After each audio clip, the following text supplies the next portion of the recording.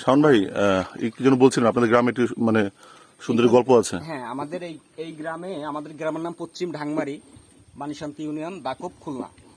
তো আমাদের প্রায় 12-13 বছর আগে আমাদের এলাকাতে একটা বাঘ আসতো। বাঘটা অনেক বড় ছিল এবং অনেক হিংস্র ছিল। ও প্রত্যেক রাত্রে আইসা আপনার ছাগল, গরু, ভেড়া, কুকুর যেইখান থেকে যেইটা পাইতো ওই শিকার করে নিয়ে ওই এপারে আইসা খাইতো। তেমন খাইতে খাইতে ও মানে আমাদের এলাকার মানুষ সন্ধ্যার পরে বাইরে বের হইতে পারতো না, এমনকি বাইরে অসময়েও যাইতে পারতো না মানুষ, মানে এমন পরিস্থিতি ছিল। আচ্ছা, তো কোনো এক সময় ওর মানে এমন বিরক্ত হয়ে গেছে মানুষ, ওরে মাইরে ফেলছে।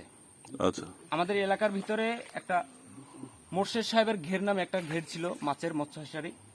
ওই ঘেরের ভিতরে ঢুকে যাওয়ার কারণে আমাদের এলাকার কিছু লোকজন দেখে বাঘ। আচ্ছা, দেখার পর ফোনে যোগাযোগ কইরা ওরে ধইরা ওরে মানে এমন ভাবে মারছে, ঠিক ওর ফেস, এখান থেকে ফেস কুড়াল দিয়া কোপাইয়া দাঁতের মারি সহ নিয়ে গেছে। মর্মান্তিক খুবই। হ্যাঁ, পরবর্তীতে আর কখনো বাঘ আমাদের এলাকাতে আর আসে নাই। আচ্ছা, এই যে গ্রামের লোকজন যে ধরেন যে এরকম ভাবে মর্মান্তিক ভাবে মেরে ফেললো, তো এখানে বন বিভাগ বা হ্যাঁ, প্রাণী বিভাগ ওনারা কি এ বিষয়ে কোনো কিছু করেছিল বা বলেছিল?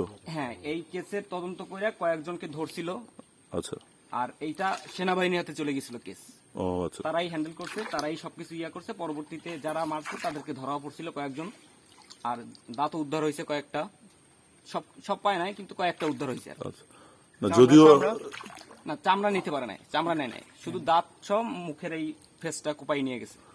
এটা খুবই মর্মান্তিক আসলে। যদিও বাঘা বা সাধারণ মানুষের উপরে অনেক সময় আক্রমণ করে, কিন্তু তারপরেও কিন্তু আমাদের পশুদেরকে আসলে মারা উচিত না। পশুদের যদিও আমরা চলে আসি লোকালয়ে, আমরা পারি যে ধরে তাকে আমরা ওই প্রাণী সম্পদ বিভাগ বা বন বিভাগ তাদের কাছে এটা আমরা দিয়ে দিতে, মারা উচিত না আসলে। এটা আমরা আসলে আদৌ মারতে পারি না, আমাদের মারার এখতিয়ার নেই, রাইট।